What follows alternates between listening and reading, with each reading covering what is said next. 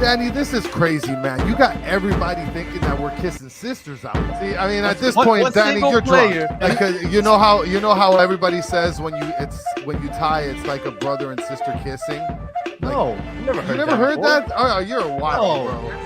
That's the battered way of looking at things, though, right? Because we're the battered Herons, Ian. No question about it. I am ready to get hurt again.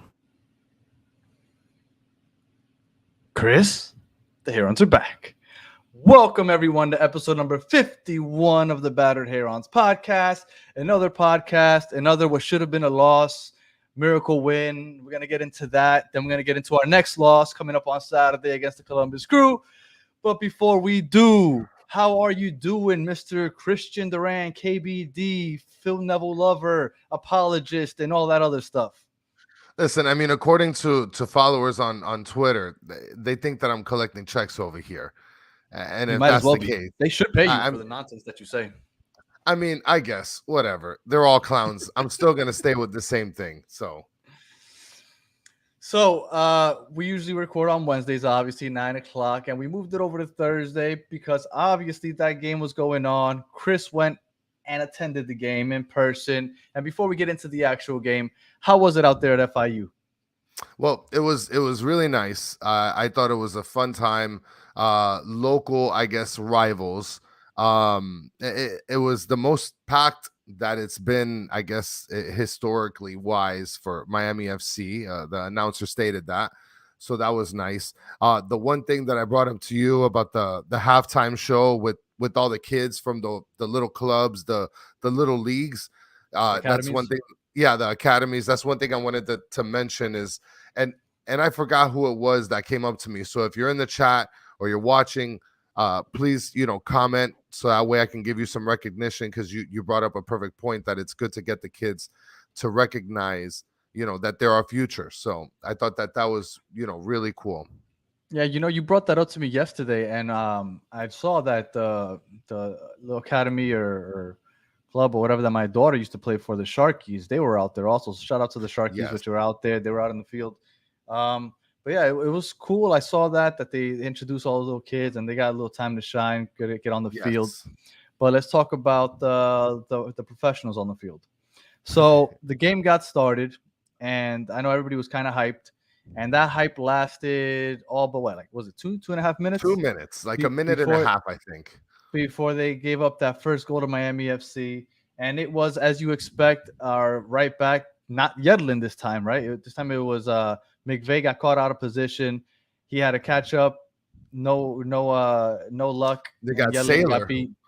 Yeah. And then he crossed over Sailor. Then he beat Drake near post. And it was, you know what?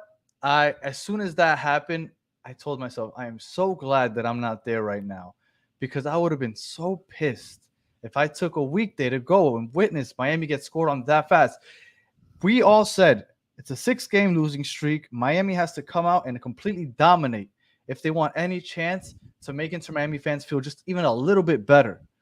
And they did as bad. It was as bad of a start as you could possibly have without being scored on the very first possession. Like, at that point, what are you thinking? Because I know that you were thinking, what was it? You predicted, was it 3-4-0? Yes. At that point, like, what are you thinking?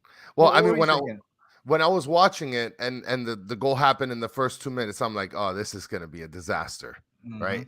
I mean, you got some schmuck that's bagging groceries at the local grocery store. Nah, don't disrespect him. He had a nice move. He cut it back. It was a nice move, but according to everybody, we're playing like these low leaguer guys. So if we're gonna lambaste them. Yeah, we're playing La Rana Furniture, some guy that does the checkout, right? If you're trying to buy a couch, that's the guy that just scored a goal on us, right? Whatever. We should be, but that's how bad we looked. Because look, like I said, that play was nice, the way he cut it back in and beat Drake near post. And I honestly thought that should have been a save by Drake, but he beat one of our. Is he not our best player? Now that I think about it, up until this moment, he is probably our best player. He is one of the best goalies in the league. So he earned that. So give him his credit. Don't say he's bagging groceries.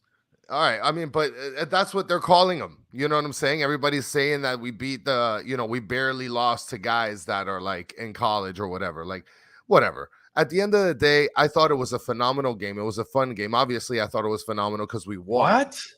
All right. Oh. I mean, and in terms of like fun, the environment, it was cool. The performance was not great. But I have a question for you, Danny. When it comes to when it comes, I'm sorry. When it comes to Steve Munoz comment, just real quick for the people listening on audio.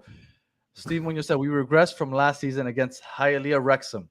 That was beautiful. That's first comment of the day, already the best comment of the day. Go ahead. No, I mean, for sure, I think that they're probably laundering cocaine money through this team, but that's neither here nor there. I don't know how they're still. Yeah, for sure.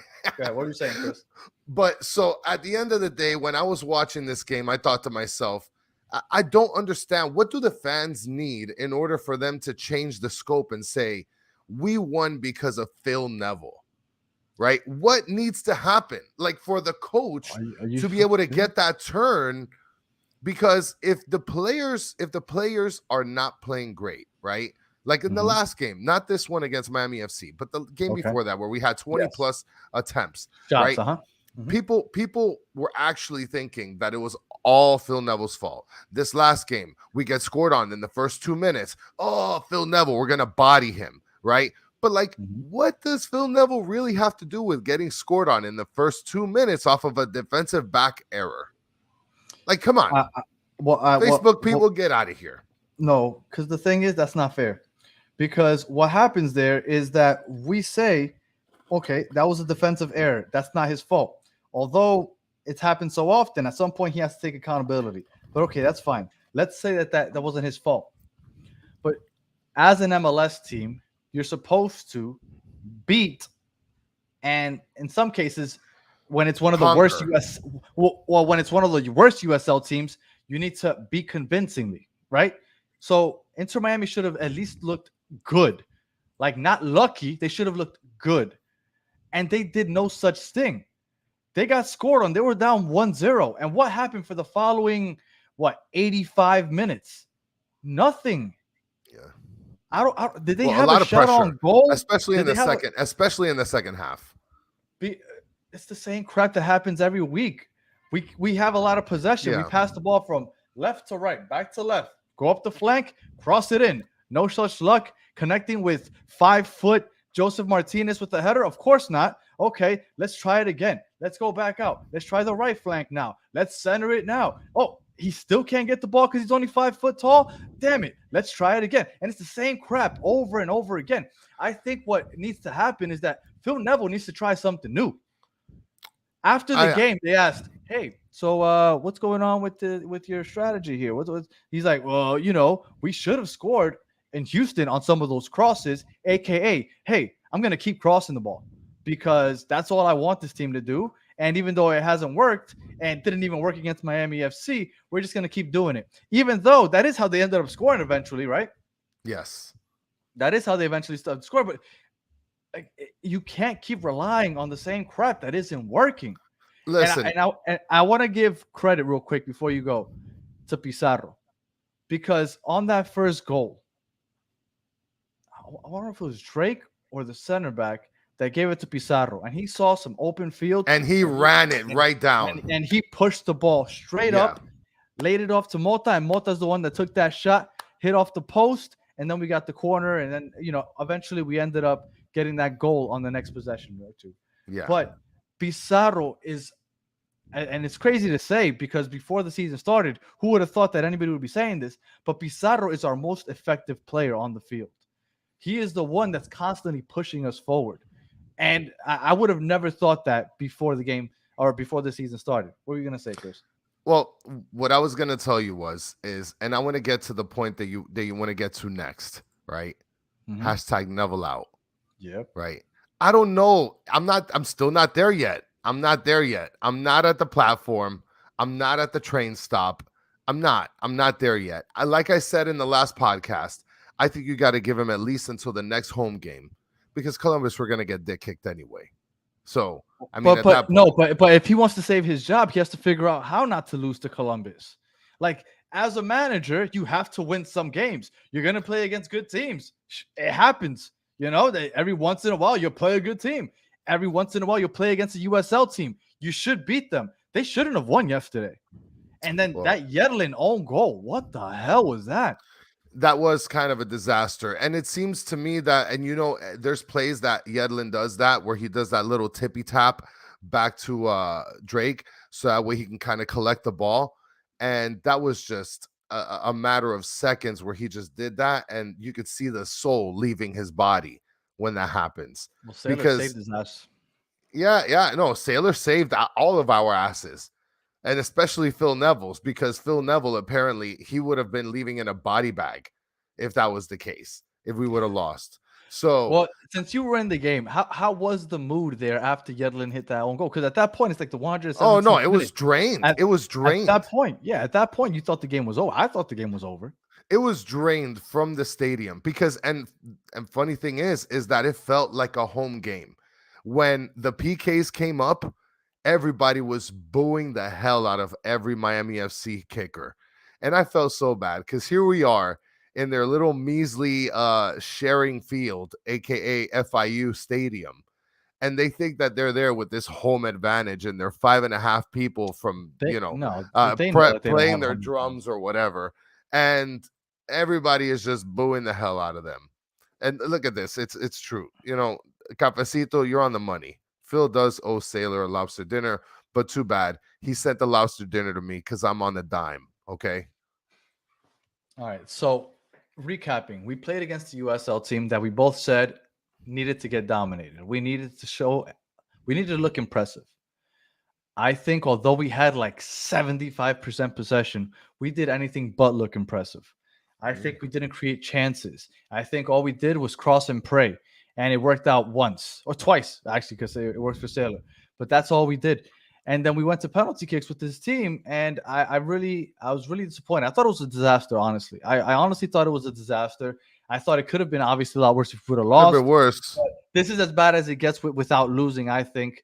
And I don't think Phil did himself any favors. I saw how happy he was, and I understand because he didn't lose. But I saw how happy he was after the game, and good for him because I'm sure he hears us talking about how we want him out. And up until yesterday, I told you I was right in the middle. I kind of want him out, but at the same time, I kind of want to give him a chance. It's not fair. After that shit that I saw yesterday, I don't want to see him anymore. I don't want to see him anymore. And I'm almost 100% sure that if we lose against Columbus, I don't think that he makes it to Miami on May 6th. I think he gets the boot. Maybe Sunday. Maybe Saturday night. I don't think that he makes it. So you think they're not even paying the flight for him to come back? What for? Just buy him a flight back to London or Manchester. He does. What does he need to do in Miami? I think it might be more expensive from Ohio than it would be from Florida. But I mean, I don't know. What do I know? Okay, catch a connecting flight in New York. He'll be fine. That guy. If they lose to Columbus, absolutely no reason for him to come back to Miami. I mean, but Columbus isn't a pushover. Like Columbus, remember But how Miami FC was. I mean, and we didn't lose and we didn't tie. So we kind of won, right? We won. You know what the worst part is? Where there's only 3 teams in all of MLS that hasn't had one fucking tie. We're one of 3 teams that hasn't tied. It's either it's not win or lose. We just lose. That means we don't like. By some miracle, we won the first 2 games again, and I'm not gonna go over it because I've said it a million times. Those lucky 4 goals that we got. Lucky first 2 goals, and then brilliant other 2 goals, and then since then, in the last 6 games, we scored 2 goals in 6 games. 2 goals in 6 games, and they were both in the second half of that Chicago game. We've looked like complete crap. Well, How do you think that? How do you want Phil Neville to keep his job? I don't understand, Chris. Listen, we won, Bobby. Like, I don't know what to tell you. Like, I mean, it is what it is, bruh. Like, it's either we're really, really bad or we're really, really good. I guess it's okay. When are we really good? We're never good. Hey, the first 2 games, everybody was on a ringer. I came on here after that first game and I said I didn't like our offense. I didn't think it was impressive. We made love to one ball with our hips and scored that way. And what was everybody the other one? Everybody was on a cocaine high those first 2 weeks. So let's not even play around. Give up a goal. All right, fine. After the first 2, yes, we're like, okay, we're 2-0. Finally, we started off hot. Now let's keep it going. But it went to hell. And what I think is that they need a fresh voice because we look like crap and we need a fresh voice. And you know what else they need?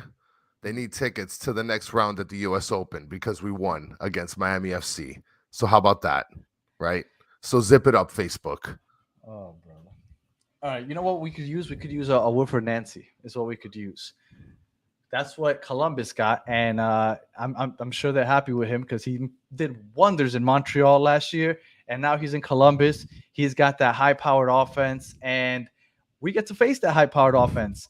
And before we bring in our special guest, which is Tyler from the Wise Men podcast, let me just say that our defense hasn't given up a lot of goals this year, but it's not because our defense is really good. It's because they feel bad for us. I'm convinced. I'm convinced that they just feel bad for us and they just don't attack. Because once they score that first goal, they just hold that low block and then just like, yeah, go ahead, pass. There's a reason why we average like 65% possession every game. Because they're like, go ahead, play around Because with they the want ball. everybody to play hot potato with Go the ahead, soccer kid. ball. Play with the ball. You can't break us down. We already got the lead, and that's it. But I don't think that's happening with Columbus. I think Columbus is going to come for blood, and I'm looking forward to see how we look with that. With that said, I'd like to welcome in our special guest, Tyler from the Wise Man podcast. How are you doing, Tyler? Oh man, it's a great honor to be here. I'm doing all right. How are you guys? We're doing great. I mean, I'm lying. I'm doing horrible. We just won. but- We just won. So I mean, I'm chilling. I mean, we got Don Cavacito here telling me to stop being a contrarian. Last time I checked, we got a dub in the column, in the win column. So let's get it. Anyway, so we're talking about how we probably need a new manager. I predict that if we lose this game, we will have a new manager next week, an interim, Jason Christ probably, and then after that, we'll see who we hire. But you guys have your own new manager, Wilfred Nancy from Montreal, and how's that working out for you guys? 8 games into the season. I mean the first game of the season against Philadelphia, we got on the board early. Things were looking bright and positive, and then all of a sudden it just crashed. But I mean, 4-3-2 through a couple of games this season, fifth in the East, 3-1-1 in our last 5 with 18 goals scored. So far, a 3-0-1 home record. I mean, it doesn't get any better than that. I mean, last year at this time, we were probably sitting in 10th, probably bottom of the table with Caleb Porter. But you see things have changed with the direction Wilfred Nancy has taken his team, and it's looking positive over here. Well, Caleb Porter is, and I mean, I'm obviously Inter Miami. I'm going to reference back to us. Caleb Porter is very similar to Neville, as he's very he was very rigid with his formations. No flexibility in his game plans. Where Wilfred Nancy, he's a lot more creative. So that's what we're going through. And tell us, how nice is it to have a manager that has some creativity? It's kind of almost like a whole new team. It's like I don't know who this team is anymore. Columbus last year, everybody got used to Columbus playing a 4-2-3-1. All right, we know Zelleran's going to be here. We know who the forward backs are. We know who the 2 defensive mids are. All right, this is easy. With Nancy and the way his approach is, it's unpredictable, right? Because you could go from a 3-5-2 and transition to a 3-4-2-1 within the blink of an eye. And the flexibility that he has with these guys is, they can play anywhere almost. And they're young and they're quick. We have a mix of older guys and newer guys and younger guys.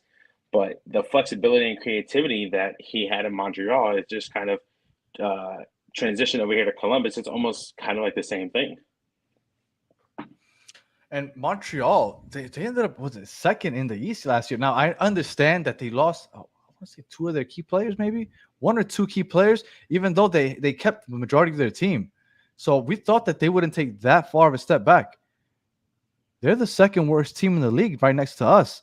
And everybody's saying it's the loss of the manager because Montreal sucks, almost as bad as us. And it's basically everybody's saying it's because of the manager. And one thing I want to mention, just so you know, Ty, I respect Columbus Crew way more than any other team in Ohio, and I made that extremely clear because Columbus Crew is probably one of my other favorite teams that's in the Eastern Conference. So to see what's going on right now is kind of crazy. And you talked about the how Montreal just kind of hit rock bottom. The relationship that he's built with the guys. When I go to trainings on during the week, the team doesn't do anything except as soon as they get out, they start high fiving each other, high fiving the coaching staff, the training, the technical staff, the trainers.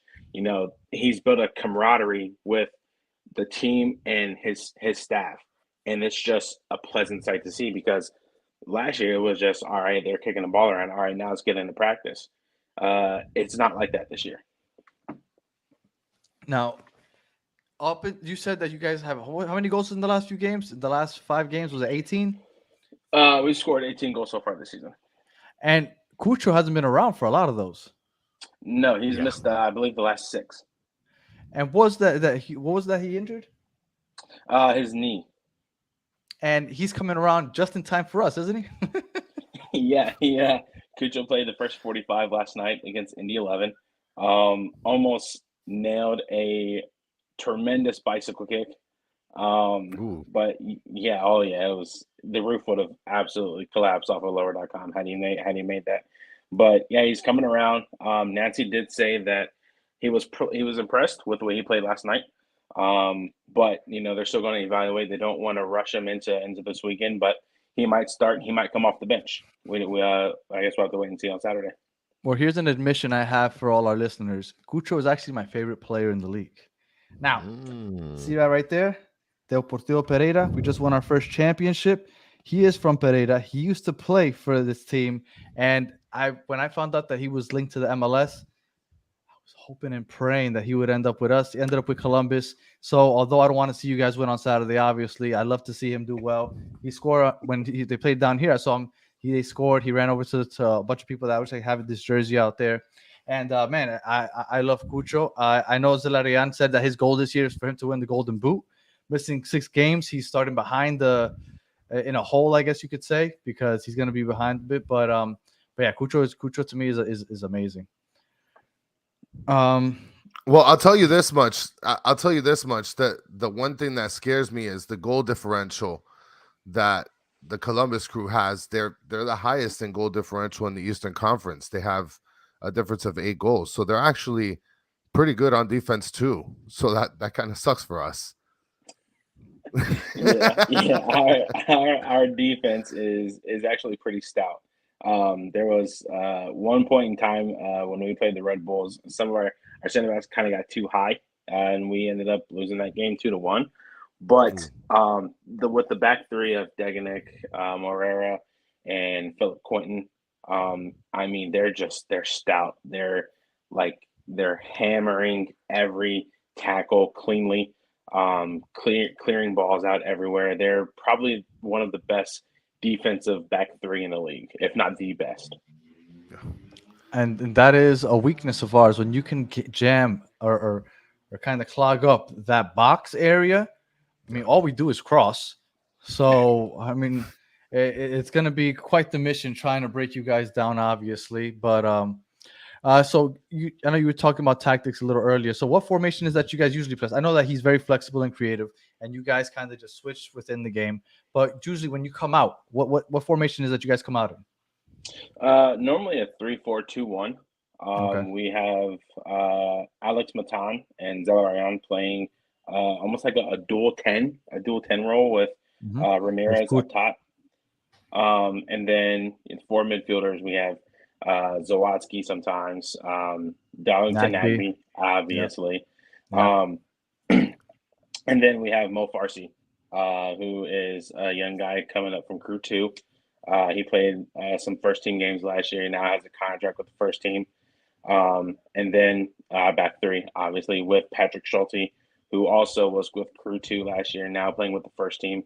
Vying for that starting spot over Aloy Rim, I'll tell you that much. But normally a 3-4-2-1, but again, depending on situations, it can translate to a 3-5-2. Well, I just want to mention this comment real quick, Danny. I know it's a little late, but better late than never. I don't know how to feel about that Miami FC win. It took penalties to beat a USL team. I'd like to ask how you feel about that, but Mr. Krabs, if you want to know, catch the show a little earlier because Danny is pretty upset about it. Yeah, and Chris is happy about it, but whatever. I'm not happy. I didn't say I'm happy. I'm just telling you we got the win, bro. Like, I don't know what to tell you. That's what. Look, I Googled it and it said, "Did we win the game?" And Google told me, "Yeah, you won the game, guy." Like, and it doesn't get any clearer than that.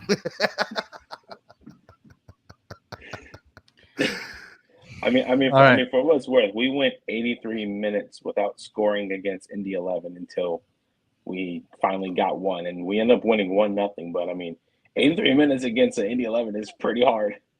But you know what? I'm gonna tell you something, Tyler. Because we did this last year, we beat Miami FC. Now he's rolling. We beat Miami FC 1-0 last year, and we scored in like the 86th, 87th minute last year. We won 1-0, and I was like, cool. Close game, it happens. We got out of here, and we'll move on to the next round of the US Open. The issue is that in the last 6 weeks before this, we are winless, and we have 2 fucking goals. 2. Listen, but this might be 6 motherfucking games. But this might be the beautiful start of the Cardiac Herons 2.0 like last year, Bobby. All right. All right, going back to Columbus. I can't deal with this anymore. All right. So now we usually like to ask opposing, because obviously your team a lot better than I do. We're hopeful for you to name a weakness on this team that we can start trying to get optimistic about, that we can be like, okay, maybe we have some hope. What's the weakness that you would say that the Columbus Crew have? Well, given the fact that they might have actually just cleaned this up after the Red Bull game, sometimes our center backs get caught too high, right? And they kind of leave the open space between each other for through balls, quick counterattacks. Some at the beginning of the season, and most recently, I think it was the DC game. They have a tendency to relax after about the first 20 minutes. They're hammering the opposition with possession, shots on goal, corner kicks, free kicks, whatever it might be, and then have a tendency to kind of relax after 20 minutes and then soak up the possession that the other team is putting on them. And then it happens very minimal, but giving the opposition possession in the midfield is definitely something that is something to keep an eye on, but it's very lackluster these last 2-3 games. Well, I guess it's a good thing that we basically got janitors playing the midfield, so you don't have nothing to worry about there. I mean, if the midfield is going to be the weakest point, then Danny, I mean, we're cooked. Well, Dixon Arroyo, he played his first game for us last. This guy got here night. like 5 minutes ago. No, and not last night. I'm sorry, 2 games ago. He's played 2 games now. Yeah, technically, I know. Yeah, I'm exaggerating. So he's played 2 games. So I don't want to, call him a scrub just quite yet. Mota, it has more freedom to move, to press the ball up. We have Pizarro, which is playing well as a 10. Yes. I had no doubt. Like, whether you tell me Columbus gives up possession or not, I had no doubt that we're going to dominate the ball for like 65-70% of the game. Because once you guys score, because you said you pound early and then you lax. That's literally been our last 6 games. They pound us early, they get the score, and then they play the low block, and they just let us keep the possession, passing back and forth. I have no doubt that this game ends 1-0 and that we end up with like 75% possession. I have no doubt with it, because that's what the blueprint has been over the last 6 weeks. And that's what it was basically last night also. Well, then, at least for us, I would have to imagine that Pizarro would have to take a little bit more control, a little bit more aggressiveness in his play, instead of, lollygagging and passing it to the outside and we cross once again. But if that's what Neville keeps telling him to do, what else is he supposed to do? Yeah, but I mean, like you said, Pizarro came and pushed it up from like back there, right? And that's something that a lot of people saw. A lot of people saw that and they said, whoa, now we got Pizarro. Yeah. He's playing aggressive. He got that going, but then what happened? That was awesome We scored. We tied the game. Then we went to extra time. Cross and pray. Cross and pray. Yeah, Cross yeah. and pray. Cross and pray. It's like, come Look, on, man. we got Matthew kicking in here. I mean, look at this, Oof. Ty. We're losing 4-0. We have absolutely no opportunity to walk away with any dignity in this place. Matthew, I promise you that if Columbus wanted to put up 4, they probably could. But again, it's going to be like the last 6 games where they're going to score on us. They're going to score on us the first 30 minutes. You guys will have 1. And then you guys are just going to drop back and just let us hold the possession. This is what's going to happen. I mean, to be fair, none of us here in Columbus predicted a 6-1 win over Atlanta United after going up 1-0 at halftime and then all of a sudden putting up 5 in the second half. None of us predicted that. Just saying. Look, No, if there's a team that could put up some goals, it's you guys. And you know what? If it gets Phil Neville out, let Cucho score 6 goals. I don't care. That's So my he's favorite gonna player have anyway. he's Let gonna him have get a the golden boot. I don't want us to lose, but if we're gonna lose, make it look bad enough to where Neville loses his job and Cucho gets the golden boot. I'm happy. Whatever. I Don't said care. that. I said that 2 podcasts ago, and you and everybody killed me about if we're gonna lose, let's lose Because big. at that point, I still wanted Phil Neville to figure this out. At this point, I don't want him to have.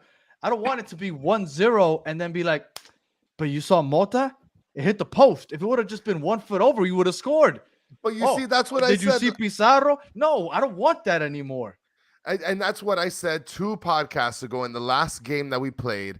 I basically mentioned the same thing. I don't want there to be any hope. I want there to be absolutely zero hope, and now we blow this whole team up. But the Have like reason we have like a public tryout and everything. the reason I'm saying it is because I want Kucher to win the golden boot. And because I want there to be no doubt. I don't want there to be any defense for keeping Neville anymore. It's ridiculous what he's doing with this team. And even if you don't think that it's fully him, we need a new voice in that locker room. Like, I don't care. You want to know how things, Tyler, you want to know how bad things have gotten for Inter Miami? Please tell me, because I'm dying. I'm going to tell you how bad. Yesterday, we were ready to go to the game. And we play outside of Miami. We play in Fort Lauderdale, and we had to drive down to Miami. Things got so bad that our bus decided not to work for us, and we ended up having to carpool. You had professional soccer players in a 15-car caravan driving down traffic, rush hour, 5 to a car. Like I can imagine That's our team.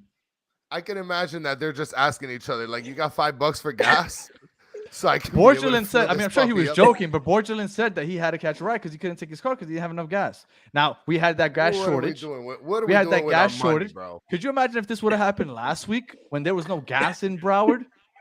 What would we have done? Would we have forfeited? Oh, yeah, for sure. We would have lost. We would have really lost. It would have felt better. Oh, man. All right. That's so rough. it's a disaster. All right. Tyler, so I know we asked you for your weaknesses. I'm kind of curious what the strengths of this team are. I'm assuming it's the attacking with Zelarayana and Cucho. What exactly would you say is the strength of this team? Well, the one thing that I noticed early was we invite pressure. So our center backs and the midfielders we will hold the ball and invite pressure. And then it's I don't want to call it tiki-taka, but it's almost like tiki-taka. Pass. Next thing you know, we make a line-breaking pass, and we're on a counterattack. Passing is definitely the one biggest strength that we have. Wing play. We like to get our wingers, our wing backs actually, free. So they're like heels to the touchline, but, there's a defender about 20 yards away, and then all of a sudden they're charging in from the left or right side of the penalty area with 6-7 offensive players in the box. It's pretty lethal. Advancement out of tight areas. We saw it last night. We were pinned in our own corner, and Steven Moreira, between him and the Evan Bush, couple passes here and there, and all of a sudden we just break through the 3 defenders of Indy 11 and start a counterattack there. And then obviously I've said it again, counterattacks. I can't recall how many counterattacks we had against New England, but I mean, we've had several counterattacks that are dangerous, and they end up in corners or free kicks. And the thing that scares me about everything that you just said is that our left and right backs push up so much. And now that I imagine that Phil is like trying to apply even more pressure, center backs are going to be pushing up even more. And you guys at some point are just going to catch us with our pants down. It And might be there's more than nothing we're going to 1-0. be able to do about it. Yeah, I It have a might be feeling more than it's going to 1-0. be a destroying battle.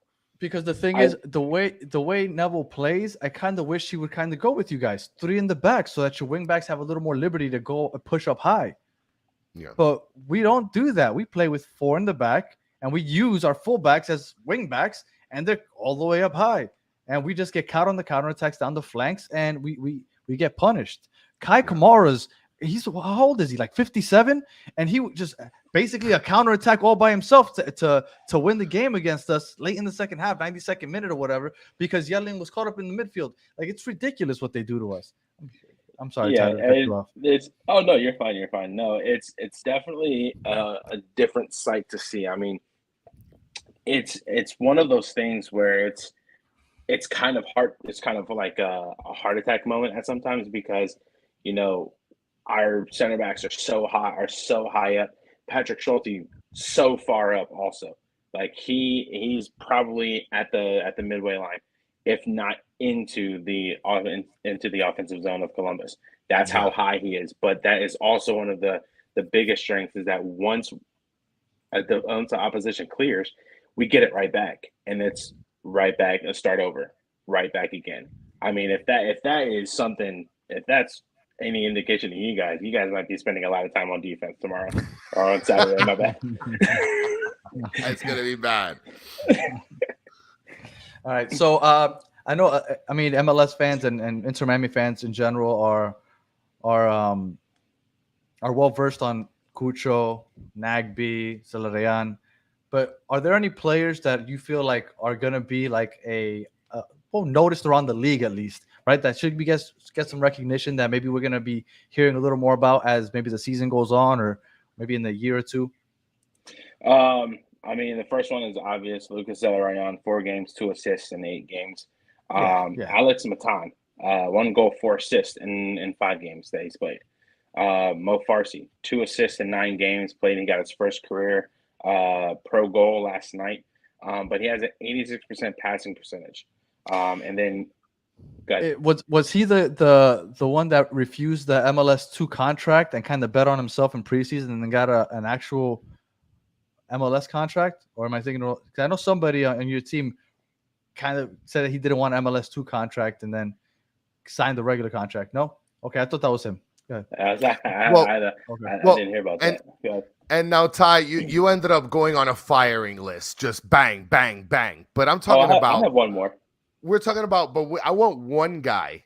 That one guy that's on your roster. That guy is the kind of guy you could see like in the Premier League. Like he is gonna be something that we have to legitimately worry about. Aiden Morris. Look, and right here, Matthew mentioned it. Aiden Morris is a baller.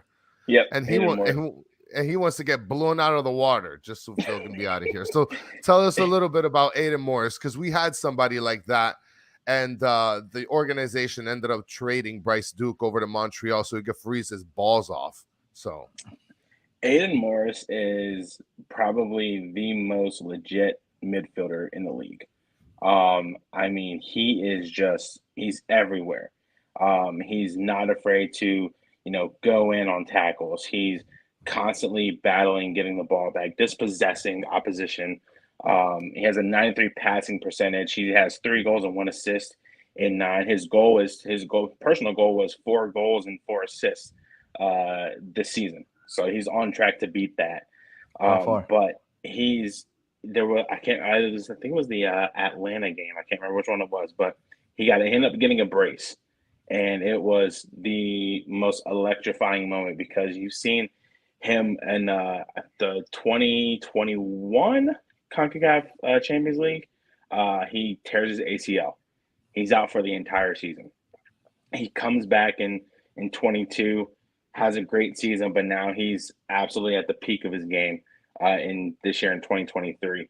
He is, if he does not get a Europe call in, I say by the end of the season, then I'm happy because we get to have him for like another year. He just signed a contract extension.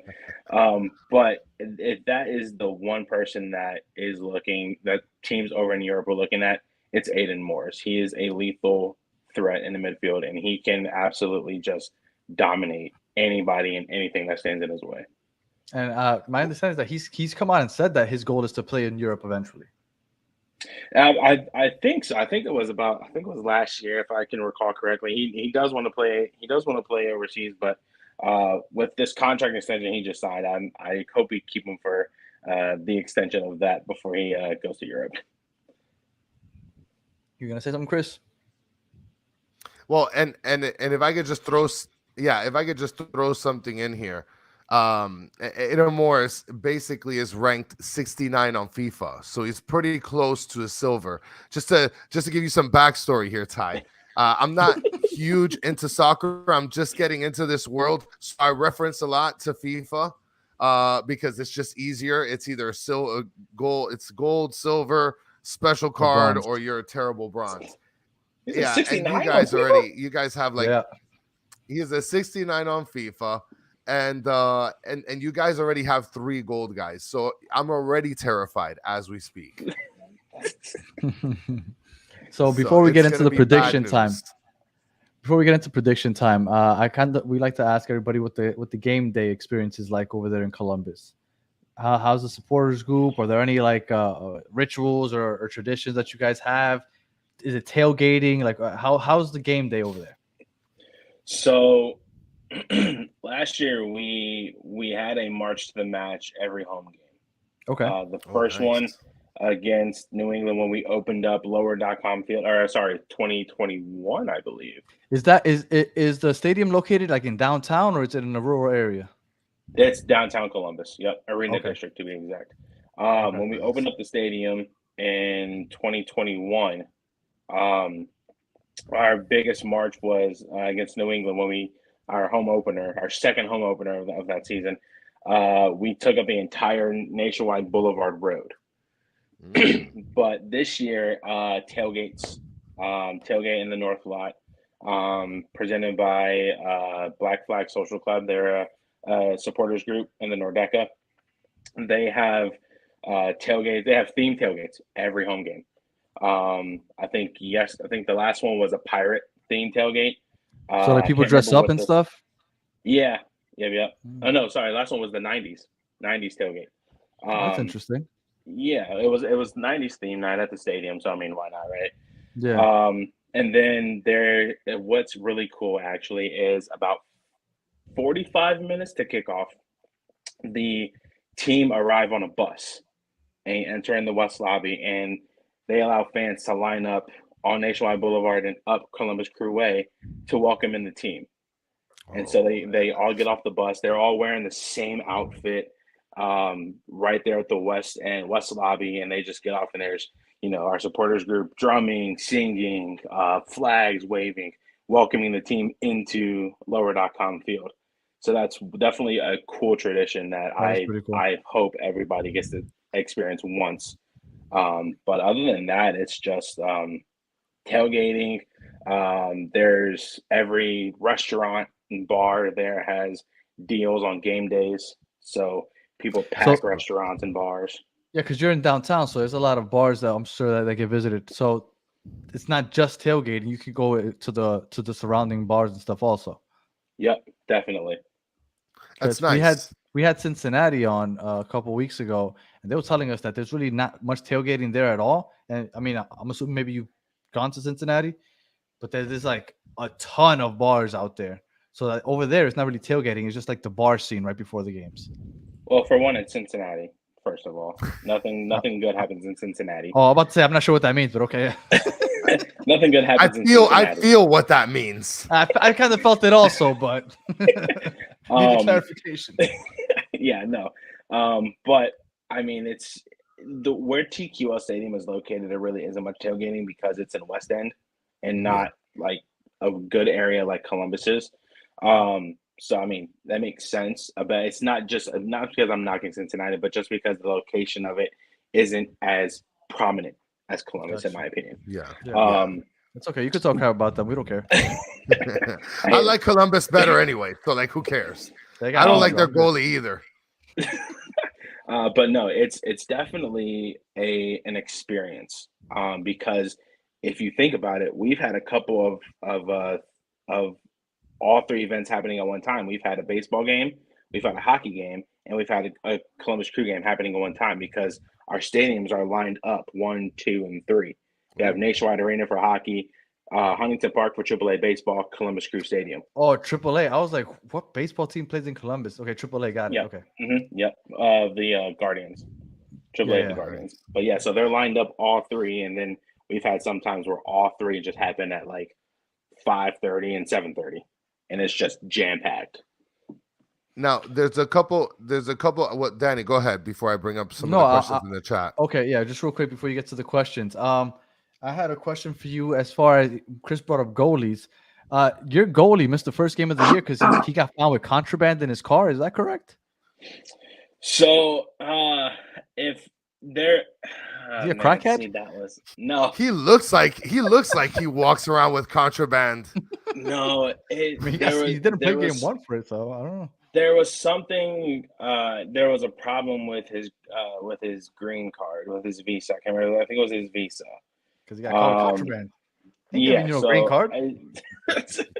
it happened so long ago. It just blanked my mind. But yeah, so he missed the first game of the season. It was problems with his visa, his green card because of that. But then he eventually got it cleared up and was able to play against DC. Was it DC? I think it was DC United for the home opener. Chris, we got a chance. Their goalie's a crackhead. Yeah, we do have a chance, my friend, for sure. I'm joking. I'm joking. Well, to be fair, this is also he was not in training today.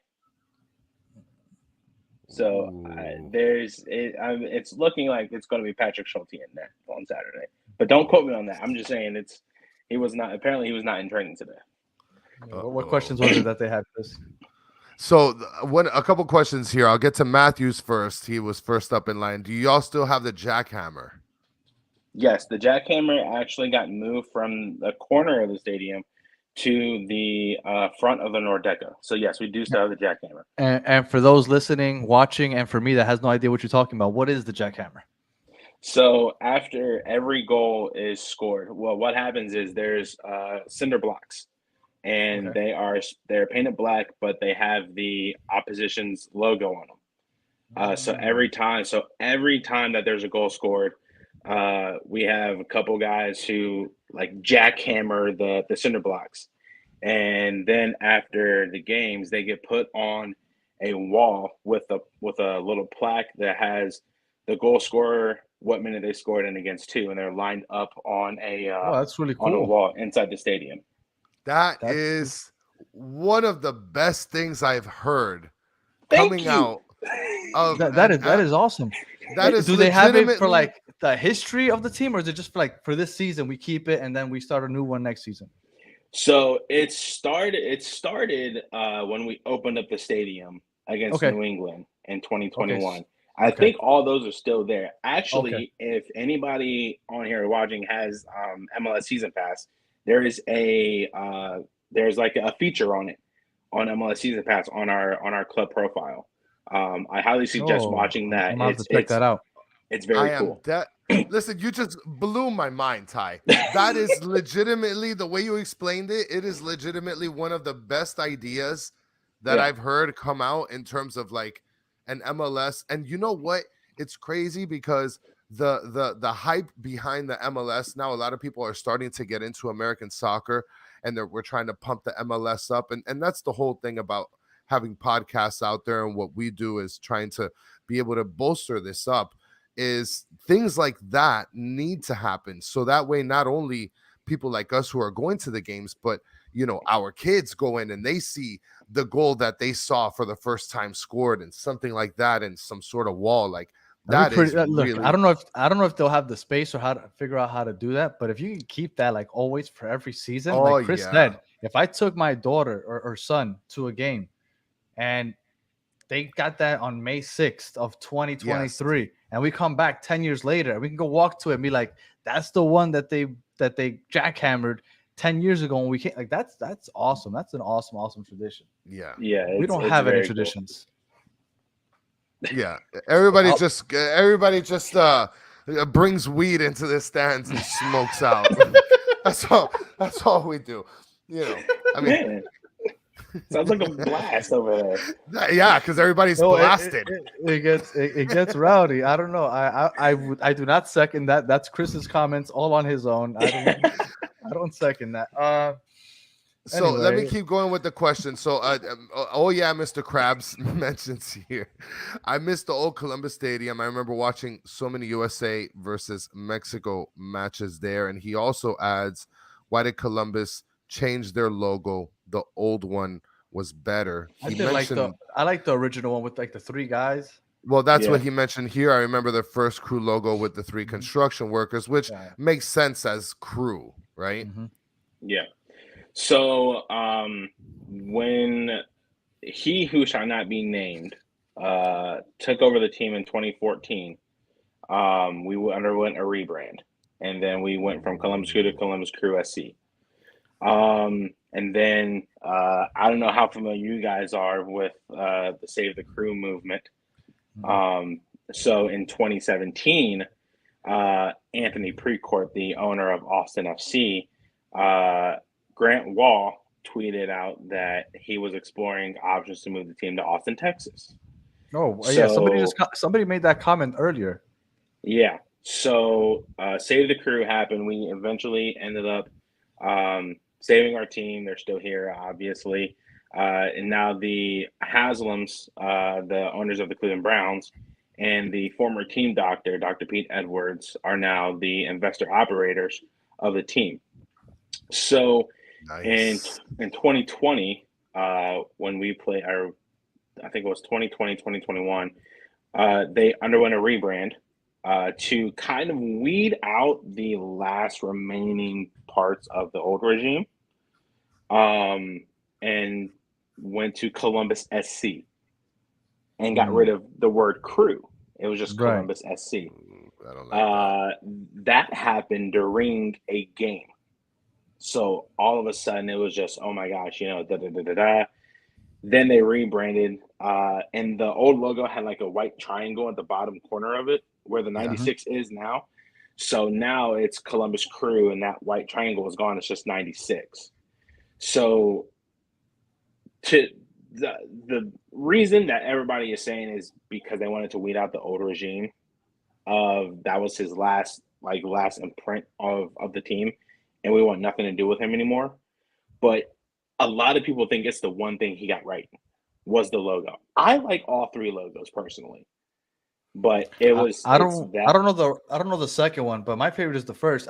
You see how on the graphic on the bottom right, I put the newest one, but I thought about putting the original because I like it so much, but I figured I'd keep it, I think all the logos are really nice because they're very clean looking logos. Yeah. So the one before this one was it was a circle with 9 stripes representing the 9 original MLS teams, and then half of it was the black and yellow checker, which is our biggest checkered flag that we have for supporters. And then we had a shield with 96 because that's when we were founded, and then Columbus up the top, and then Crew SC at the bottom. I'm gonna have to show you a video that I ended up making with the Columbus Crew logo that you were just talking about. Well, we don't have it on right now, but he can show you on Twitter something. And just to make sure, and I don't want this to be left out in any way, shape, or form, Steve Munoz chimes in. Our tradition is puteria and perico. Now, I don't know if you're familiar with the Spanish, but puteria is very promiscuous women, and perico is the white lines that never go away. All right. And Matthew says Columbus history over Cincy history, which I completely agree with. I mean, to be fair with Cincy, I mean they're relatively new, even though they were USA. Whatever. They can eat rocks if they fucking want. Hey, look, I'll choose Columbus over Cincy also, but you know. All right. So, any more questions before we get into the prediction time? Oh, did I miss predictions? No, you did not. You did not, Lucas. Predictions right now. So, let's start with our guest, Tyler. Prediction. I mean, we're take we're it good. easy, baby. Take it easy, Bobby. We're good. I feel for you guys on the winless and 6. However, I think with the way that we're playing, that loss to Charlotte really woke us up. I'm gonna go 3-1 Columbus. Oh, you're giving us one? Son, look. let me help you out here. We haven't scored in the last 6. We haven't scored all year on the road. And I want to say we haven't scored since like the beginning of last September on the road. So we'll take that as a 3-0 because you didn't know any better. We're not scoring on you. Okay. So Tyler, 3-0. It's just going to be a consolation goal. That's what it is. Yeah, it's a charity goal.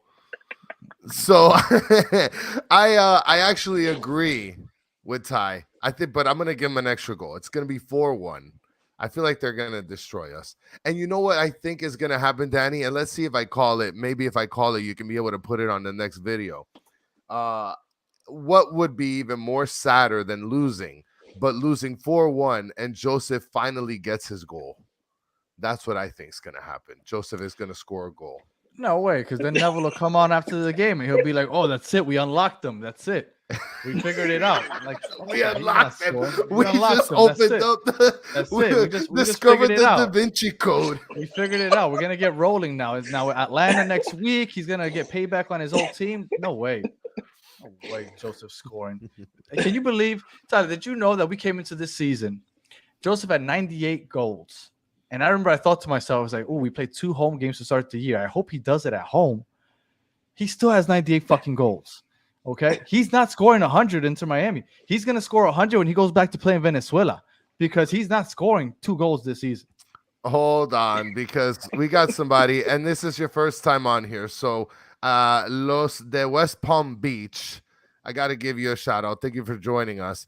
2-1 Inter Miami. Drake with 32 saves. So apparently Spider-Man is going to be in the goal. Hey, no, wait. Let's help this guy out. He thinks that we're playing Miami FC. That game passed already. That game was yesterday. We're playing Columbus on Saturday. That would have been acceptable for the Miami FC game prediction. This is Columbus. We're playing an actual MLS team on the road. We don't score on the road. So just so you know. So Matthew says 4-0. And that's Chris, the last time that we played there, 4-0. Yeah. You said I said 4-1. 4-1. You said 4-1. Yes. I think I want to say 1-0 Columbus wins, but when Tyler started talking about all the counterattacking that they do, I think we might get caught out of place when we start getting really aggressive trying to tie the game. We might get caught and we might give up another one. So I'm going to say 2-0 Columbus. Well, and Matthew's out here. It's Cross and Inshallah, and he's 5'8". Like we got no chance, guys. Guys. Just hang it up. We're super cooked here. Let me give you some hope. You know how I bring up that we win the least amount of heading duels in the league, right? I've been saying that for a month now. We are no longer the worst team. Orlando's the worst team, okay? And you know who the fourth worst team for this? The 4th worst team at winning heading duels is actually Columbus. So maybe those crosses, maybe one of them does work, and maybe we do get one. I don't see how we're going to stop them from outscoring us, but maybe you're right. Maybe we do get one. I don't see it. I'll believe it when I see it. But if there's a chance to score on a crossing goal, it's definitely against them. Jihad ball.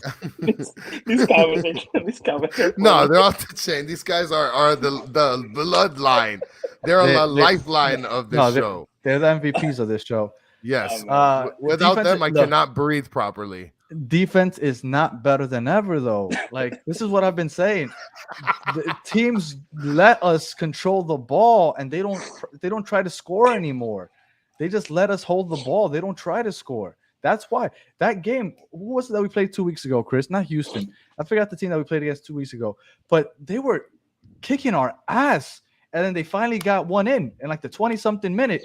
And then the way they looked as aggressive, attacking, and just taking shots and shots and shots, all of a sudden, they didn't have another shot, I think, the whole game. Not because they didn't want to, but they just played the low block and just let us pass the ball within each other because they knew we couldn't break them down. So I think that those defensive numbers are skewed because teams aren't trying. They get that first goal. Are you talking about Toronto?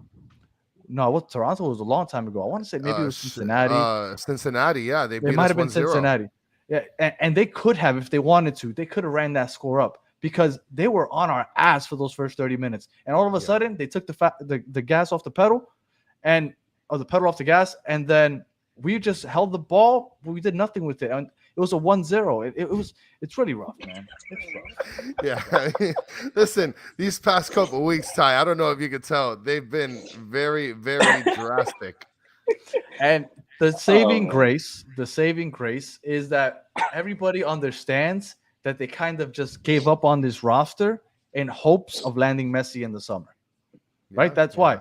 Because the biggest hole in this team is the fact that we lost Pozuelo, which was our number 10. He's the one that changed this team around last year. Yeah. And we said, you know what? We can't afford you right now because we're hoping to get Messi in the summer. They didn't say it, but we know that's what it was. And they're still holding on to that. Now, if we don't get Messi, what the hell was the point of all this? Like, I get that that's the big fish, but fuck, man, I want to win. I'm tired of watching this crap. So, whatever. Well, let's go ahead, Ty. You had something to say? I was going to say, I mean, if you want to win, you can always play FIFA. Got it. There you go. Let's switch it up here. Steve Munoz had a question. Question for Tyler. Favorite food / dish? Are we talking in general or game day? Because if it's game day, it's whatever the press box feeds me. Yeah. In general. In general. So I'd have to say my favorite food is a dessert that my uncle makes. It's called Butterfinger pie. Butterfinger pie. That sounds like I'm gonna take a flight to Columbus. Is what that sounds like. It's I can't remember what all the dressing. It's not dressing, but it's like I can't remember what like the dressing of it is. But it also has red and green grapes and crushed up Butterfingers. I think it's sour cream, Cool Whip, and with I can't remember what the other one is. Yeah, with crushed up Butterfinger. It's banger. Yeah, don't knock it, Danny. You're about to start hating on that. I could tell. It's how the look on you. Sour cream and Butterfinger. I don't know. I don't see it. I don't see it. It's so good. Yes. Well, if I get it again, I'll send you guys a picture of it. It's absolutely. Let's get it. Tyler, you coming down for the Miami game? When is that again? I don't know, but I'm hoping that you bring some of that pie with you. When I get off here, I'll look it up and I'll make arrangements. I'll be down there. I'll bring you guys some Butterfinger pie. Bet we'll sit together and enjoy the ass kicking. No, by then we should have Messi. I'm assuming because it should be in the second half of the year. So maybe we'll have some hope. Yeah, or somebody of decency in the middle. All right, Tyler. So real quick before we get off, go ahead and tell us where you can find you. So you can find me. I'm the host of the Wise Men Say podcast at Wise Men Pod. And then if you want to find me personally on Twitter at Fisher Tyler, FISHER, Tyler, TYLER __. 2 underscores at the end. God damn. Yeah. Pay attention, guys. Write that down. Yeah. I got you. Pay attention, guys. And Matthew said the pie will be the highlight of my day. So now you might have to come with a couple pallets. You're gonna have to come to the tailgate with some. Yeah, go ahead. Bring your uncle with you. We'll take care of you. Deal. We'll introduce you to that puteria. All right, Chris. Anything for the listeners, sir? Hey, I don't know. We got a win yesterday. Hopefully, we don't get a loss this weekend. That's all I know. I mean, I'm just saying. I just read the Look, facts. I really think and yeah, I'm serious. I really do think Oh. that because we come back on Monday. Oh God. Yeah, it's got to come, Danny. It's All got. right, that's It's got. fine. Go ahead. While you It's pull gotta it up, come. I really So- do believe that if Uh-huh. we lose this game against Columbus because we looked so poor against Miami FC and because we had those 6 losses before that, I really do think that when you and I record again on Monday night at 9 o'clock, I really do think we're going to be talking about Phil Neville finally getting the axe, and let's see how it goes. And go ahead. So that pie will drown out Jihad Neville ball. Let's fucking go. Right? Let's just do that before I drop my question. So here we got on the screen 5 pieces of steak and 6 pieces of toast. So Tyler, you got to pick one of each, and we're gonna start off with the steak. Where are we going here? I'm probably see. All right, when I was growing up, I was a one guy. Uh-huh. But Ooh. I'm 26 now, and I'm more of a 4. Ooh, okay. Okay. All right. And what about the toast? This determines whether you're insane clinically or you're a normal human being. Well, 1 is just a piece of bread. Mhm. Yeah. 6 is a charcoal rock. Those are ashes. Yeah, so I'd say 4. Okay, I could work with I'm a 4. 4. I'm I a 4 can work guy. with 4 for sure. Yes, 4 is where it's at. All right. There you go, well, guys. There's the question. We did it. Got that W, just like how we did yesterday, Lucas, on Wu-Tang Wednesday. I like it. man, I I gotta like catch. that. Wu-Tang Wednesday. I like that. Yeah. I gotta catch Ted Lasso too. I missed Ted Lasso Wednesday also. Oh, you missed it. Oh, I man. got- Oh, gotta no watch it. spoilers, Ty. Yeah, no spoilers. That's it, Ty. You're about to get the poop. All right. So you're about to get the poop before Phil Neville, man. All right. So again, Tyler, we appreciate you taking the time. It was a lot of fun. We appreciate you and having fun with us and being a good sport with everything. Everybody in the chat, as usual, you guys are the MVPs. You guys make the show awesome. I know it's kind of weird today catching us an hour earlier and a day later, but thank you for those of you that joined. Chris, as always, thank you for nothing because you were just horrible today. And if you listened all the way to the end, we appreciate you guys. I will be back on Monday, either celebrating a win or celebrating Neville finally being out. One or the other, one way it's a celebration. So It's not we'll happening. catch you guys on Monday. Have a good one.